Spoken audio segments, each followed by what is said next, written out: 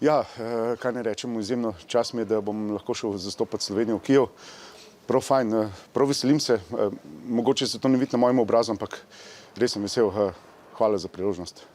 Ko končaš FDV, nekako že lepo pričakuješ, da ne boš tako zlahka dobil službe. In pol dobim, pa glih to, pa mi je mat lepo govorila.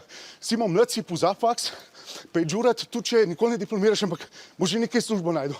Ampak ne, jaz sem seveda mogel končati te mednarodne odnose, vse z 10, budale, zdaj bi lahko v McDonald'su delal, ampak lejte, vse za domovino. Če kaj v Kijevu v ta moment rabijo, je Slovencu v rahli paniki. Vem, da jim bo to pomagalo, prostovoljno. Na oglasu je pač pisal služba diplomatov v eni od zahodnih držav. Ko sem šefe na to pozoril, so mi razložili, da je zemlja okrogla in da če greš čist okoli, je tehnično gledano Ukrajina na zahodu. Tako da je prostovoljc. Seba je, da bi mi še moder termoflis, ki me bram predvsem.